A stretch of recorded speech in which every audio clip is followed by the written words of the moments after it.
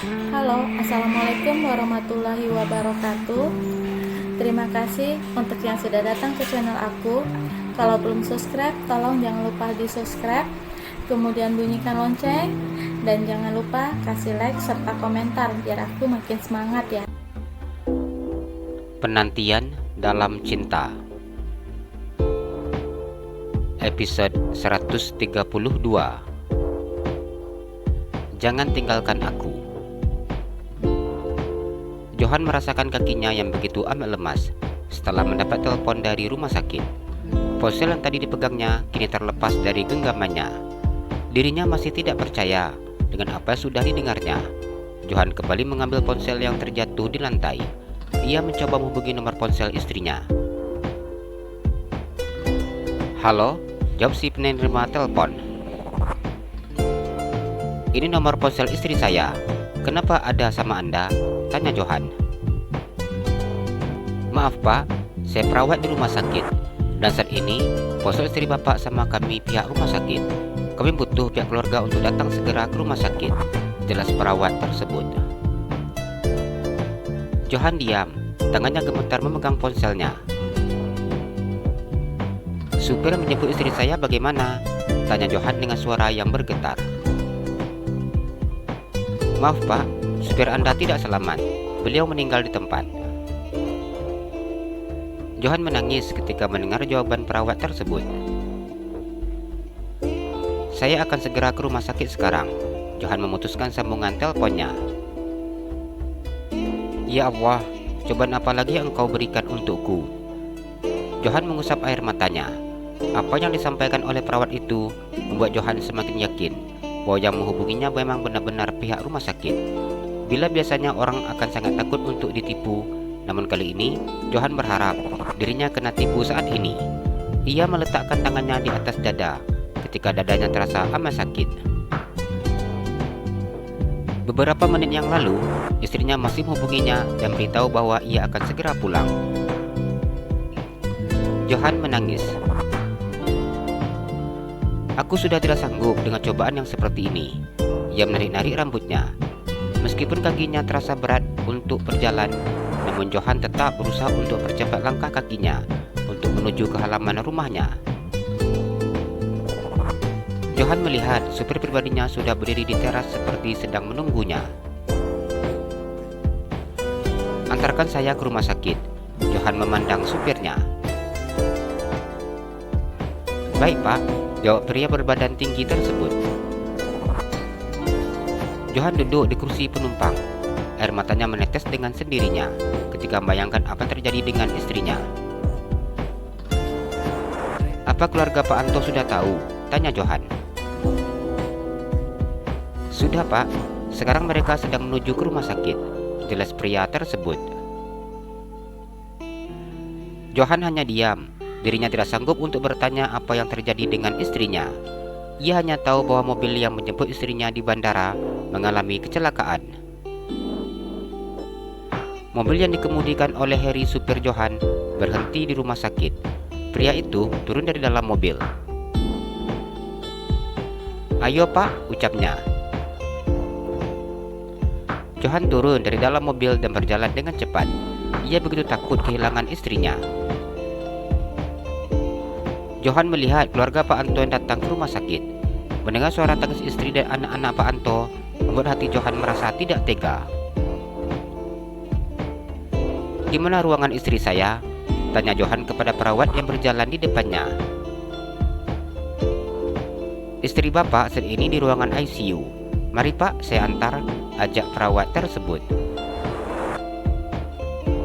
Johan mengikuti langkah kaki perawat itu. Ia berhenti ketika sampai di depan ruangan ICU. Johan duduk di depan ruangan. Air matanya tidak ada hentinya menetes ketika membayangkan istrinya yang selama ini setia mendampinginya pergi meninggalkannya. Johan mencoba untuk menghilangkan seluruh pikiran itu. Ia mencoba untuk berpikir secara positif. Johan yakin istrinya tidak apa-apa. Berdoa, hanya ini yang dilakukannya. Dengan cepat Johan beranjak dari duduknya ketika melihat pintu ruangan terbuka. Dok, Bagaimana dengan keadaan istri saya? Kami sudah mencoba memberikan yang terbaik. Saat ini pasien membutuhkan penanganan yang cepat. 1 jam lagi, tindakan operasi di bagian kepalanya akan dilakukan, jelas dokter tersebut. Istri saya bisa diselamatkan kan, dok? Johan berbicara dengan bibir yang bergetar. Kita akan lakukan yang terbaik. Saya mohon, dok, apapun itu, tolong selamatkan istri saya. Berapapun biayanya, saya akan bayar. Namun saya mohon, tolong selamatkan istri saya. Johan memohon kepada dokter yang memakai kemeja bergaris tersebut. Kami akan mengusahakannya. Bapak jangan lupa untuk selalu berdoa, jelas dokter laki-laki itu. Apa saya boleh melihat istri saya? Tanya Johan. Saat ini, kondisi pasien sudah sadar. Beliau ingin bertemu dengan suaminya, ucap dokter tersebut. Johan menganggukkan kepalanya. Ia berlari masuk ke dalam ruangan.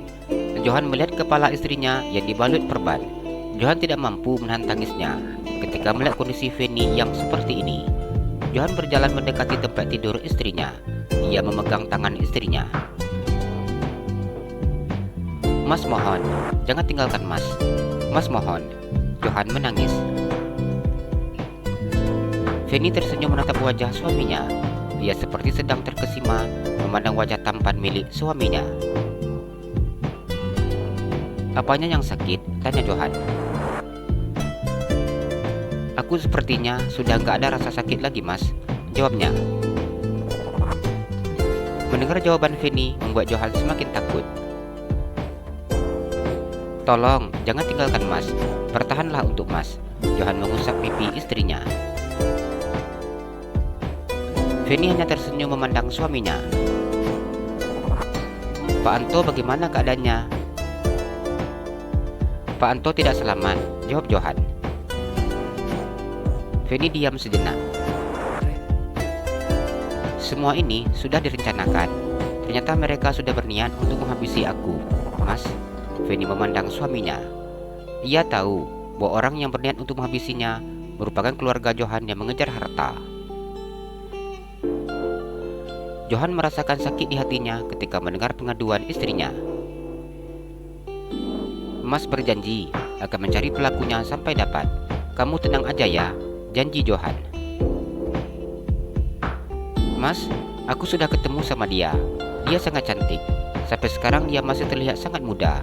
Dia juga begitu sangat baik. Fanny tersenyum saat mengingat Nina. Johan diam mendengar apa yang dikatakan oleh istrinya. Ia melihat istrinya yang sudah seperti orang ngelantur. Aku sudah mendapatkan alamatnya. Aku sudah berjumpa dengan dia. Mas, aku begitu sangat pencemburu. Aku tidak sanggup bila melihat kamu berjumpa dengan dia. Jadi aku minta agar kamu temui dia bila aku sudah tiada. Fanny meneteskan air matanya. Kamu dari tadi ngomong apa? Kondisi kamu seperti ini. Sebaiknya jangan bicara apa-apa. Johan tidak mampu mendengar apa yang diucapkan oleh istrinya. Ia juga tidak mengerti dengan apa yang diucapkan oleh istrinya. Fanny tersenyum dan memegang pipi suaminya. Mas, kejar lagi dia. Sampai saat ini dia masih setia menunggu Mas. Sampai saat ini posisi Mas belum tergantikan. Kamu jangan ngomong yang macam-macam. Mas akan selalu bersama kamu. Johan tidak memahami ucapan istrinya. Aku sudah dijemput sama anak-anak Mas. Amira sangat cantik, pakai mukena putih. Begitu juga Andini. Mereka begitu sangat cantik. Andini sama besar dengan Amer. Mereka tersenyum. Lihat mereka melambaikan tangannya ke aku. Fanny tersenyum.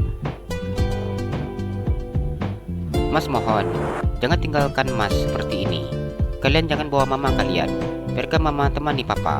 Johan menangis. Kejar cinta kamu ya Mas. Sayangi dia, bahagiakan dia. Sekarang dia bukan orang biasa lagi. Dia sudah menjadi orang yang sukses. Dia sangat hebat. Bisa berusaha sendiri melahirkan anak kamu, membesarkan dan mendidiknya. Aku yakin Mas akan bahagia bila kembali bersama dengan dia. Aku akan doakan agar dia mau menerima Mas kembali. Aku juga akan ikhlas bila Mas bersama dengan dia.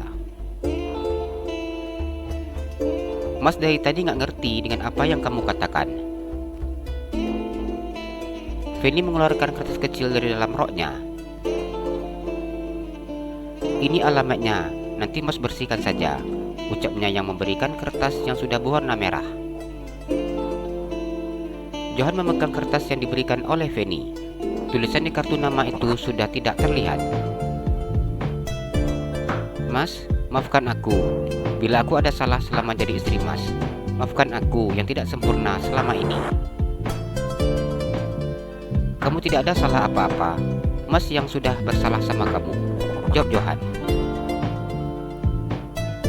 Semua salah Mas sudah aku maafkan. Fanny tersenyum memandang ke arah pintu. Ia mengucapkan 2 kalimat syahadat sebelum menghembuskan nafasnya. Sayang, Mas mohon, jangan tinggalkan Mas. Johan memeluk istrinya.